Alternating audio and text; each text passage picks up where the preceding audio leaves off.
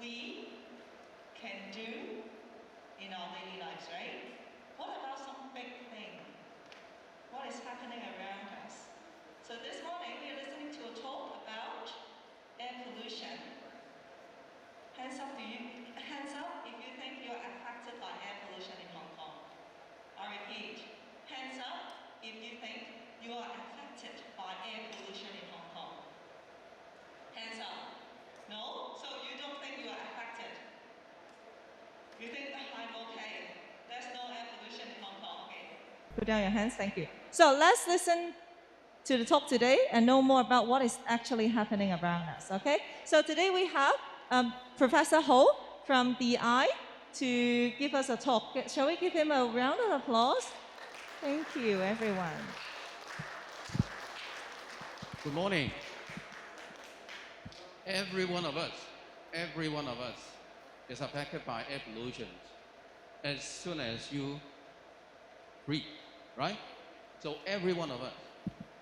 Now this topic has been given to me. I guess the second part, urban development, is my area. I'm a surveyor. Surveyor deals with real estate development, construction work, and land matters. These are all related to the economy of Hong Kong and the future development. So this is my area, urban development. Air pollution, how do they relate? Air pollution, urban development. And of course, the slide will tell you. But at first, can you relate the two? Air pollution, urban development.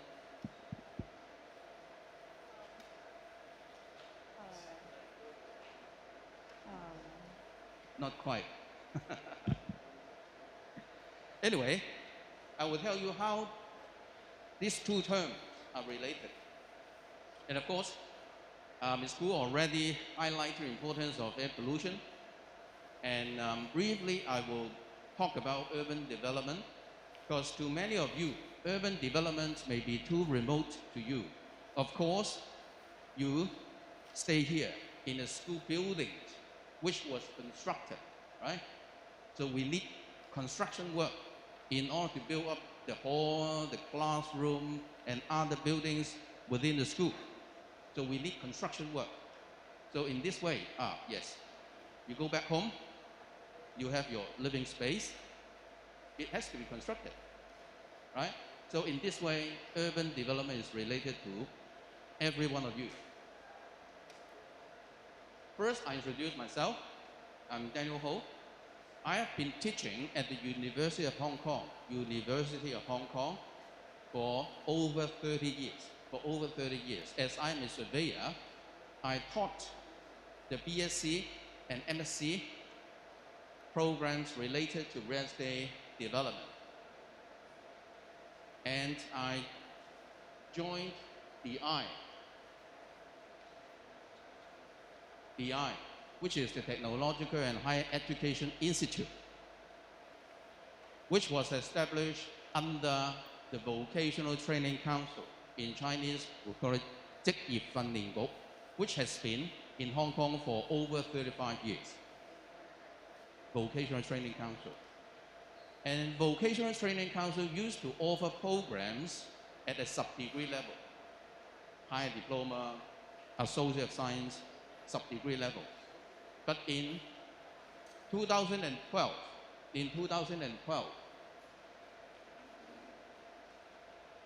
I'm sorry, these are in Chinese, but I'll explain in English.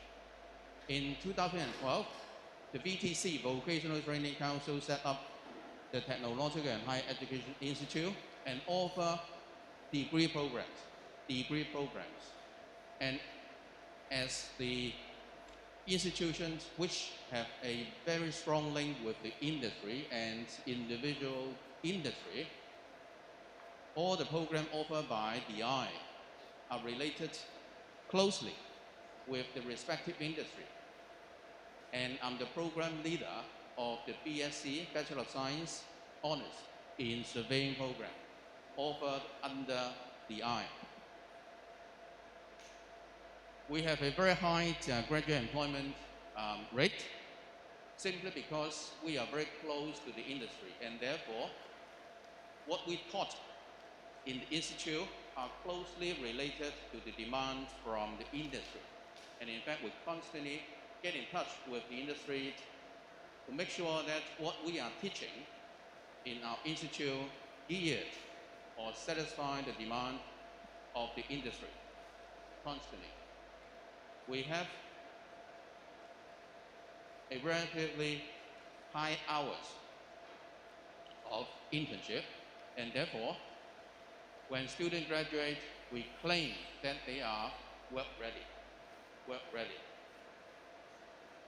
And currently, we have approximately 3,000 students and offering 20 degree programs, including engineering discipline, the building services engineering, civil engineering, environmental engineering management program, as well as food science, testing and certification, and even Chinese medicinal pharmacy.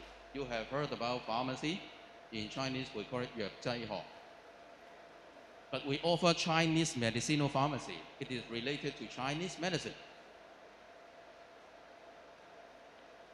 We have another faculty which offer design and environment-related programs, which include advertising, fashion design, product design, and in the environment area, I offer landscape architecture. Those gardens, plants, and other external features are studied under landscape architecture. We also have horticulture and arboriculture management. Horticulture is the science of managing plants. So in the future, if you study this program and graduate, you will be managing the trees and plants in Hong Kong, right? And it includes within your school area, your estate that you are living, and those trees along the highways. And of course, surveying, which is related to real estate construction and land development in Hong Kong. We also have innovations related programs such as the Multimedia Technology Innovation Program and ICT, Innovation, Communication and Technology Program. So although you are still junior form, when you gradually promote to senior year, the choice of different program will be on your agenda. You will have to discuss with your teachers and parents on what specific subject that you will be learning or enrolling or studying at universities. Do think about it now ahead. Think about your interests. Think about what you are good at, and then make the right choice. The third faculty offer hotel management. So if you wish to work in the hotel industry, this may be the program for you, and how to run the hotel. In addition to hotel, you can focus your study on culinary arts, that is cooking. Cooking can be a degree program. And we have sport and recreational management. So for those of you who are interested in sports and how to help athletes to improve their performance, this is the program for you. We have the traditional business-related programs such as professional accounting, public relations and management. So we have offer a wide range of program covering areas which are more kind of active in terms of sports, in terms of horticulture, and relatively, I would say, quiet. So you have to go to the office within an air-conditioned office, such as working as an accountant. This is one of our campus in Tsingyi. and a host of residents also at Qingyi. This is our Taiwan campus, which was occupied approximately 2.5 years ago. This is a brand new building constructed specifically for DI, and it is related to today's topic. There are a lot of environmental friendly features in the design, including enhanced use of natural lighting and ventilation, so that we can use less air conditioning and consume less energy. We use durable materials so that the material for the building can last longer. That means we do not need to replace aged materials. Borrowing the concept to your everyday life, if your clothes or t-shirt that you are wearing can be worn for a long time, you do not need to throw it away. That means you minimize the production of waste. Okay? So in this way, you contribute to protecting the environment by producing less waste.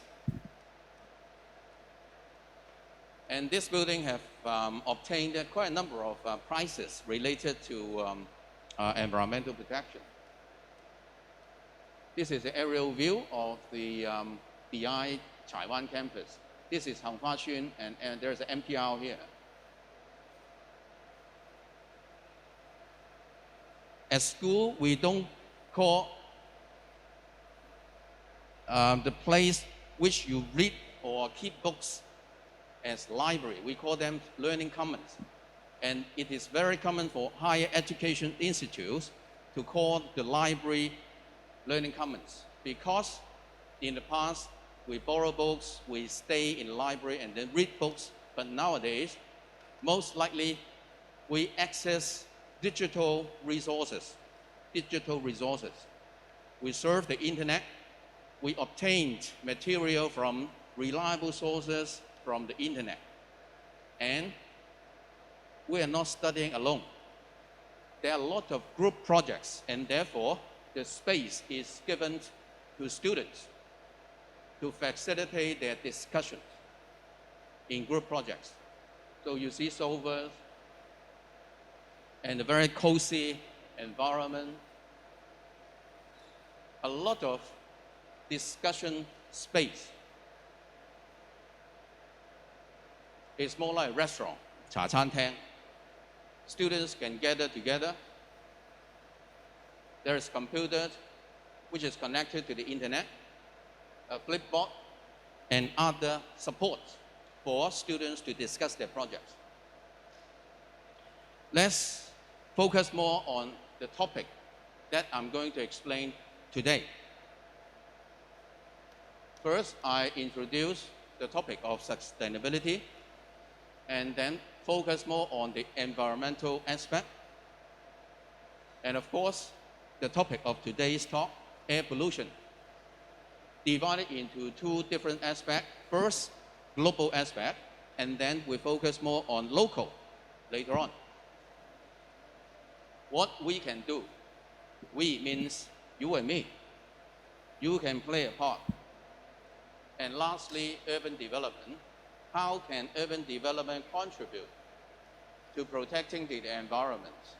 And here I also divided into different scale, starting from the city scale to building scale, and then your own living style can contribute. Let's start on the issue of sustainability. You might have seen this diagram. The topic of sustainability is supported or can be divided into three main aspects. Social aspect. So how is your job, your daily life affected by the issue of sustainability? Environmental issues. How is an action of a company, of your own, affect the environment? And lastly, economic activities and the impact of good, sustainable building and actions contribute to the economy. And of course, we focus more on environmental issues. The bubbles here cover the aspects related to environmental sustainability, which, remember, environmental aspect is only one of the three pillars. One of the three pillars. Starting from here, energy efficiency, easiest to understand. If you switch off the air conditioners here, I think every one of you will have to rush out from the hall because it's too hot. But this is just an example. This is just an example. If you can use an electric fan instead of air conditioning, it saves energy. So this is what you can do. Later on, you will know what other people or company can do, and including installing more efficient equipment in buildings. And in this way, we save the amount of energy that we use. Water efficiency. You may make use of water to wash your hand, brush your teeth, take a bath, or boil it for drinking. In the future, the quality and availability of clean, fresh water will become a very, very serious problem. So, do not waste fresh and clean water.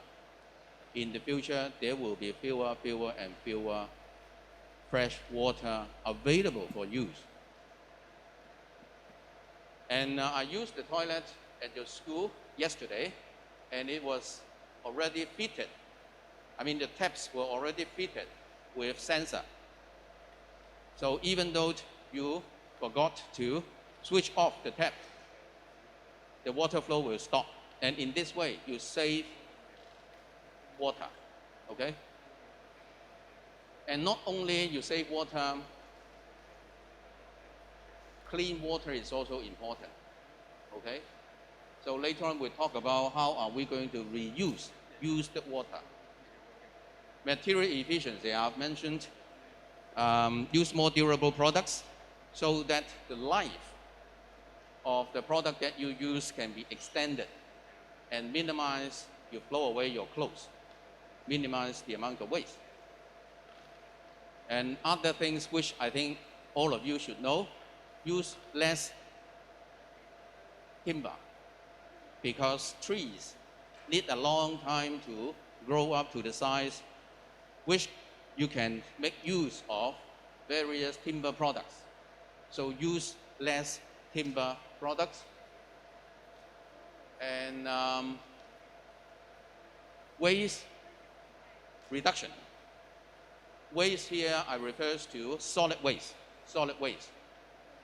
So produce less waste, produce less solid waste. And solid waste include municipal waste that is collected on the street every day, food waste that you produce every day, chemical waste from factories, clinical waste from hospitals. So these are all the waste. But one of the biggest amount of waste is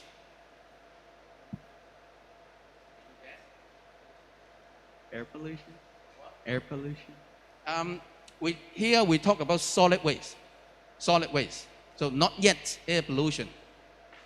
One of the biggest solid waste producer. Sewage. Sewage is liquid. It's another type of waste. Very good. In fact, good trial. But we talk about solid waste. One of the biggest producer of solid waste is, you want a try? Plastic?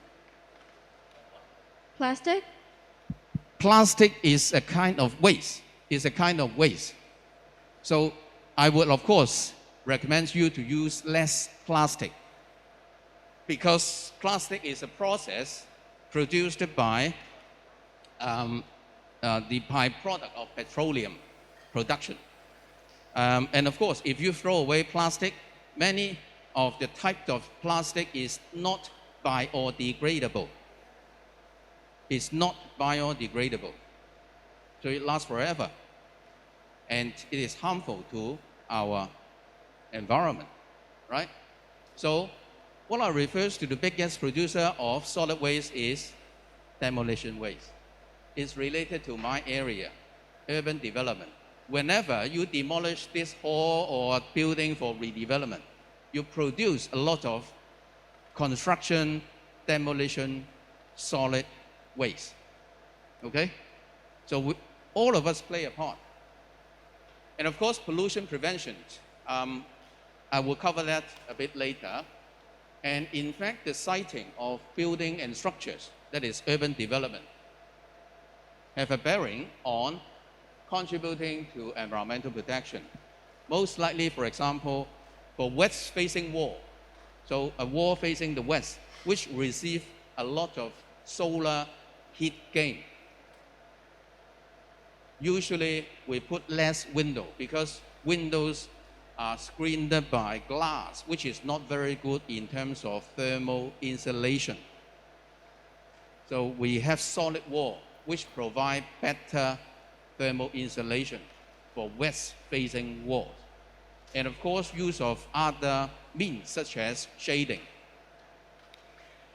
planting of trees, which may improve the environmental aspect. And lastly, heritage conservation. You may wonder why preserving a historic building contributes to the environmental aspect. Remember what I've just said. Which area is the biggest producer of solid waste?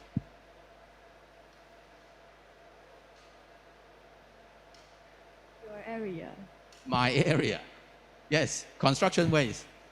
Whenever you demolish an old building for redevelopment, you produce construction waste. What about if we keep a historic building for a longer time without demolishing it? And therefore, we produce less waste. What about if we extend the life of a building for, say, 20 years, 30 years? We stop producing construction waste. Okay? Here in Hong Kong, we have a number of vacant industrial buildings. Not many industry operate in industrial buildings nowadays in Hong Kong, and therefore, a number of industrial buildings are vacant. It is left vacant. One of the ways, of course, is to demolish the industrial building and then redevelop. And in this way, we produce a lot of construction waste. What about if we revitalize? We call it wood far. Revitalize those vacant industrial buildings for some other use. It will extend the life of the industrial buildings.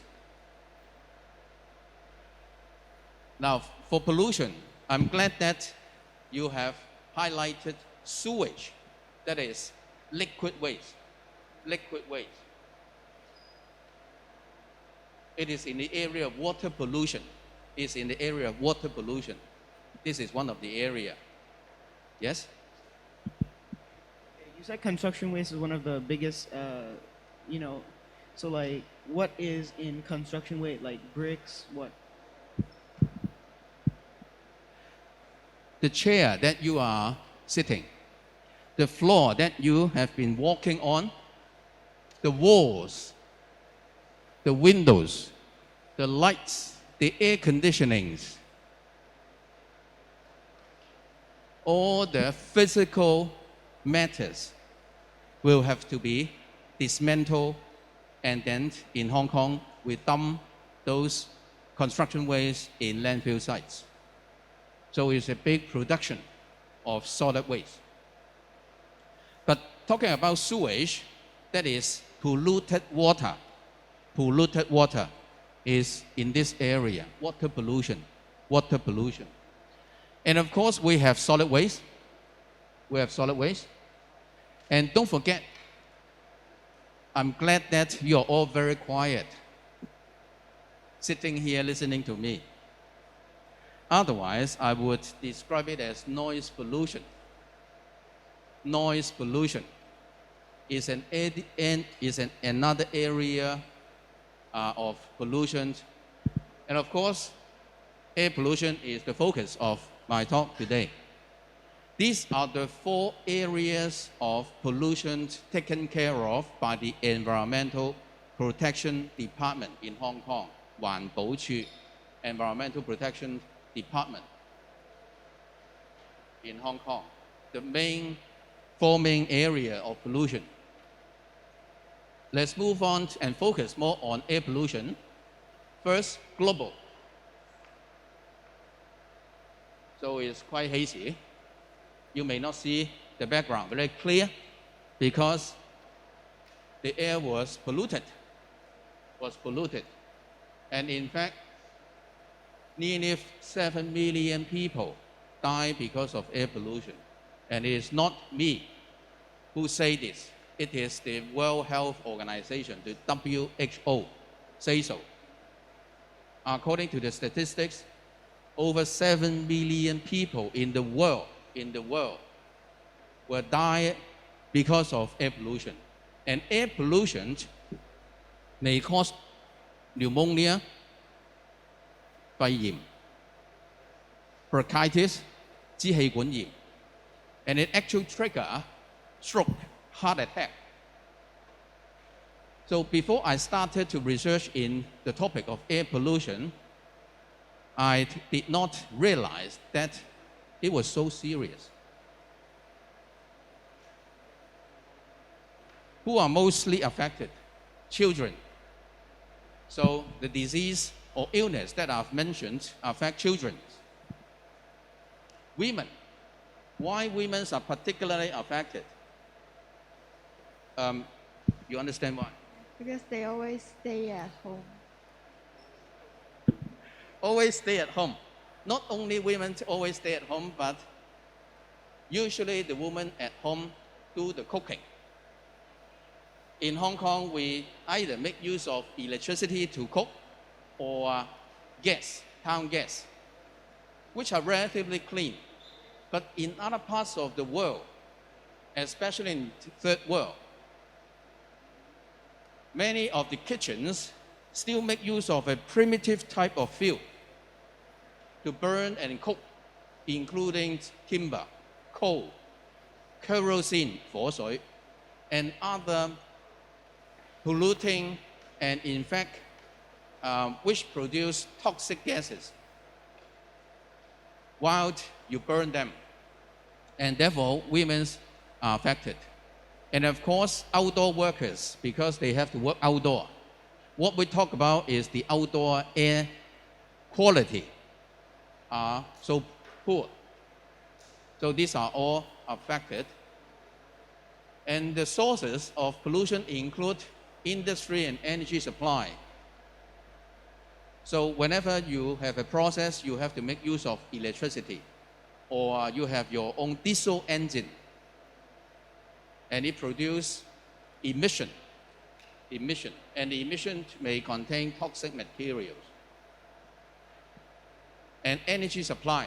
In Hong Kong, do you know the fuel that is used by power plants in Hong Kong? Any? Or make a guess? What kind of fuel they use to produce electricity? Solar power. If solar power can produce electricity for a city of 7 million people, it could be in very big scale. Not yet.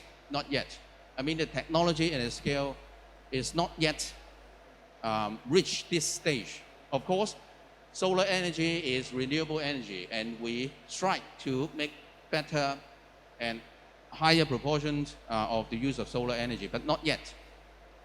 In Hong Kong, most power companies use natural gas, burn natural gas to produce steam and then move the turbine. The turbine will generate electricity. So it's natural gas. It's not 100% natural gas, but the proportion has been increasing. And compared with traditionally, those companies burn coal, boy, which is in terms of the emission produced by burning coal is much, much cleaner. I mean, the natural gas is much cleaner. That's not quite in Hong Kong, but in northern part of China, when there's high wind blowing, the dust and sand from desert have been creating dust storm, which affect the air quality. Agricultural practices, again, it is not quite in Hong Kong because we do not have much agricultural land, not to say rearing of cows and sheep. But rearing of cows and sheep actually produce a lot of harmful gases into the atmosphere. Okay, so whenever you have a steak at home, 牛扒, okay, to produce steak, you have to keep the cows and sheep, and actually it produce harmful gas into the environment. Household energy, and of course, nowadays we burn town gas and make use of electricity is already quite environmentally friendly. But in other parts of the world, they are still using polluting and non-renewable fuels. Waste management. Now, previously, we covered the topic of solid waste. How are we going to deal with solid waste? I don't know. I don't know. Burn them. Okay. In fact, I have mentioned in Hong Kong, we collect solid waste and then dump the solid waste into the, I think, 5 different landfills in Hong Kong. One of which are most famous is Jiangguanao. There are various in the northern part of New Territories, landfill, and keep the garbage or the solid waste there forever. And just now, that student raised whether we can burn them. Yes, incineration is one of the means to burn the solid waste, and which can reduce the volume of those solid waste to only 5% of the original. So in terms of space, it helps, but unfortunately, the process of incineration, that is burning the solid waste, produce harmful gases. And transport, use less vehicle. Instead, you can what? Instead of traveling in a car,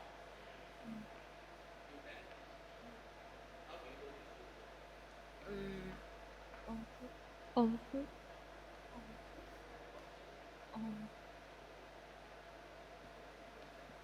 any of you, just by walking, okay, you won't use or emit harmful gases into the atmosphere. Walking. What about cycling? Okay, motorbike, not motorbike, but ride a bike.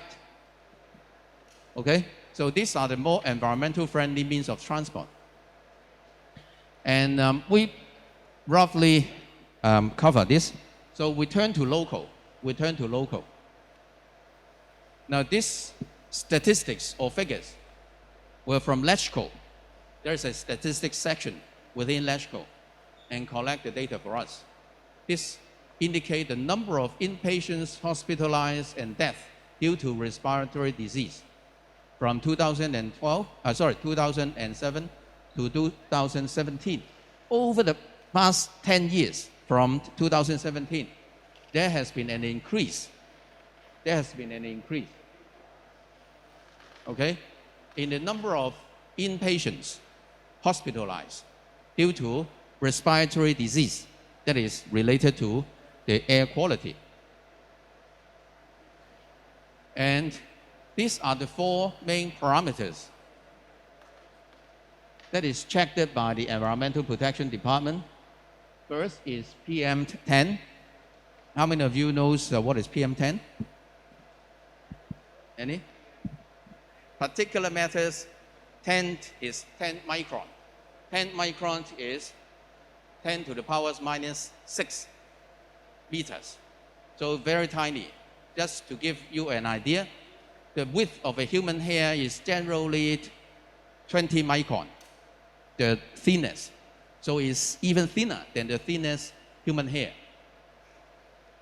Particular matters 2.5 is even smaller. It's only 2.5 micron.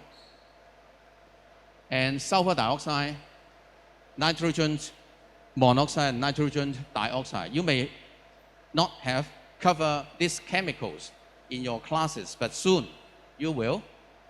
So these are gases with sulfur and nitrogen, and which is harmful to the human body. And 1, 2, 3. The first 3 actually can meet the air quality objective. So not too bad, not too bad. It's only the last, NOx, nitrogen-containing gases, is not able to meet the air quality objective. And in fact, the total emission of NOx by different sources is on the decline. So even it is on the decline, it still cannot meet the air quality objective. And on those sources, you will know marine navigation contribute the most.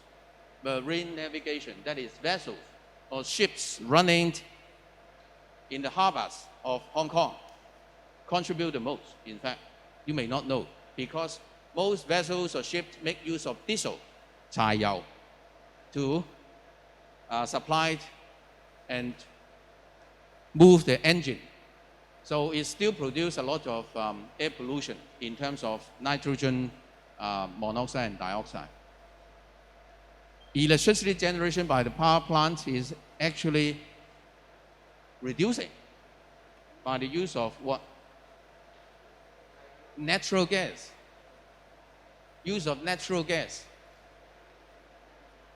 So it's declining. And then road transport is also declining. Again, we change or improve the engine of our vehicle to use less fuel. And when other countries import petrol for vehicle into Hong Kong, the Hong Kong SAR government have very stringent control on the sulfur content. And therefore, the emission from vehicle is on the downward trend. And also replacing diesel engine with more efficient engine. What you can do, not only we, but what you can do. These are the solutions provided by the World Health Organization, which include improved industry and municipal waste management. Now, the issue of whether to dump the solid waste in landfill site or by incineration is still under discussion. And in fact, it's a very, very controversial issue. On the one hand, there are advantages of incineration, but on the other hand, it actually produces harmful gas, but much less in terms of amount compared with previous technologies. Invest in energy efficient power generation. Just now you have mentioned solar energy is a form of renewable energy which has to be promoted. And in Hong Kong we have ample sunlight. We should make better use of sunlight to produce electricity. But up to now, it's not yet in a large scale. What about wind power? In the summer, we have typhoon, right? But it's only in summer. What about in winter? Okay, so wind power is still in the experimental stage. So if you visit the Landmark Island, there is a windmill, okay, which make use of the wind power to produce electricity. But again, it's in a very, very small scale. In Hong Kong, we do not have tidal or thermal power generation. But in other countries, various means of renewable energy has been explored. Reduce agricultural waste. In Hong Kong, is not much of a concern, but in other countries, we should eat less meat. And if the demand for meat is less, that means there will be less cows being kept, so there will be less harmful gas released to the atmosphere. Make greener and more compact cities. Of course, we'll explore this in a little bit more detail later on when we talk about urban development. Less compact city. Just now, we have mentioned how can you play a part.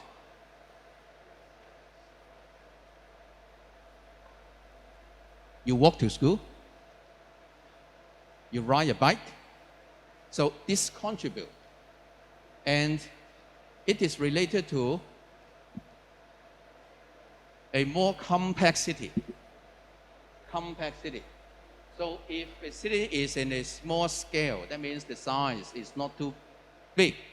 You can go by walking, okay, conveniently, or bicycle.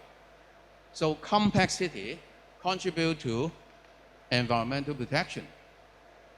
And of course, energy efficient buildings make use of equipment which is more energy efficient. Provide universal access to clean and affordable fuels. Just now, I have mentioned in other countries, the fuel may not be as advanced as in Hong Kong. So what about if we provide a more efficient and cleaner fuel for the kitchens in those countries? Build safe and affordable public transport system. Apart from walking and cycling, it is recommended that you take more mass transit, right? And mass transit is one of the best way to save the environment, okay? So these are the list of items just mentioned. And these are the very detailed description of each.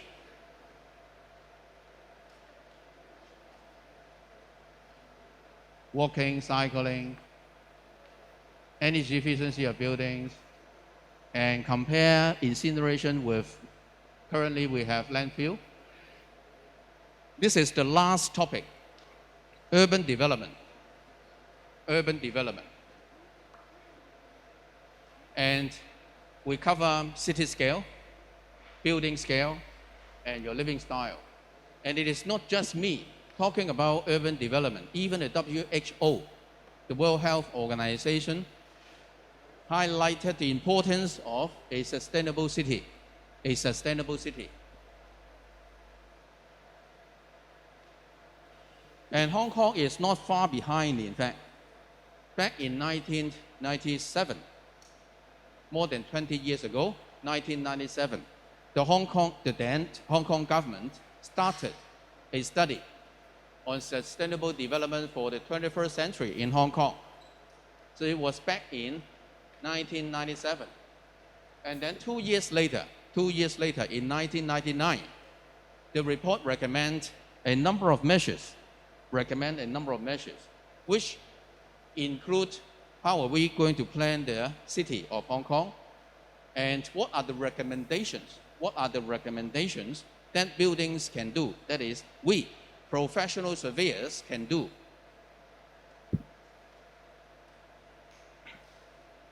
As far as the city scale is concerned, it is promoted to use more renewable energy. Now, although natural gas is non-renewable, but still it produces less harmful emission, so it's still a better choice. In the future, in Hong Kong and elsewhere, we have to explore more use of renewable energy, and some of you have already mentioned solar and other potential areas such as wind power. We built green and compact cities, smaller in size, and introduction of a lot of green area in terms of open space, that is parks. What about the exposed roof?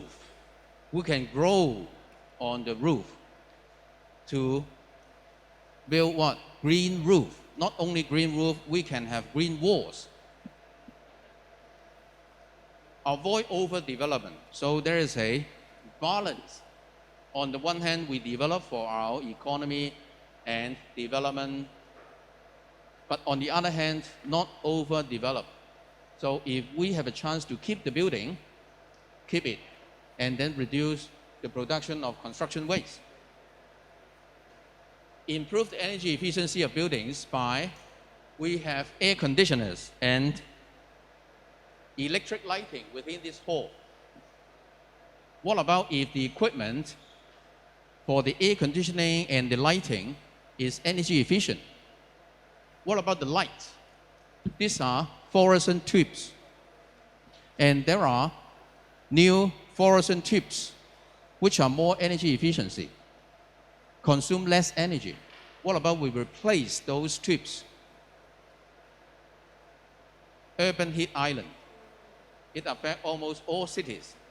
What is urban heat island? This is the temperature scale, and this is the profile. The air around high-rise buildings have a higher temperature compared with the neighboring open space. This is what we call urban heat island. In Chinese, 熱島效應.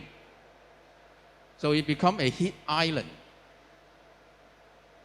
And it's because the high-rise buildings here reflect sunlight and temperature tend to increase. And especially if buildings are packed together.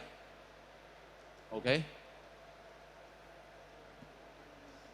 So as far as the building scale is concerned, we use more energy efficient equipment. And the envelope, that is the walls, with better thermal insulation. So wall is better than window. Although you may like windows because it provides you with a view, but in terms of thermal insulation, these are weak points. These are weak points. I mean, windows absorb more heat. That means you have to switch on the air conditioner more often and set the temperature lower. More efficient lighting, HVAC. HVAC is heating, ventilation, and air conditioning. Heating, ventilation, and air conditioning equipment. Choice of building material, more durable material, less use of timber. Consider the orientation of a building. Use external shading device such as balcony, a canopy to provide more shading. Solar panels and more green roof, and even make use of the roof space for farming.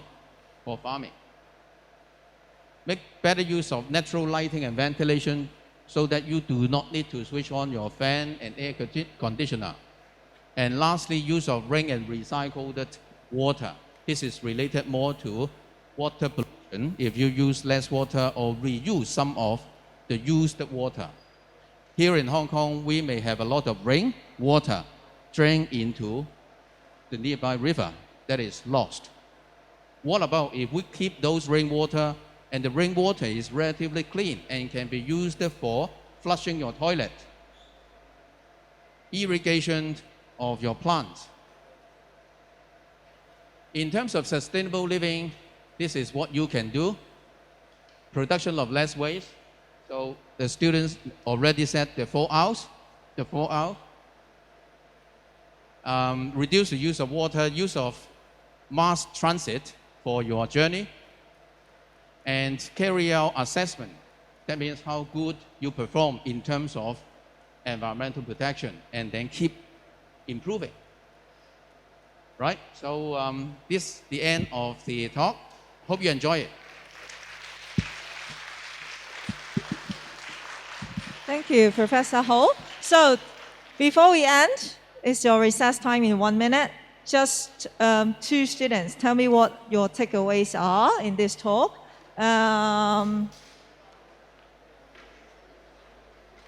Tell me one thing you learned in this talk. Recycle. Recycle. Plastic. Recycling plastics, okay. Second one. One takeaway, please. Air pollution.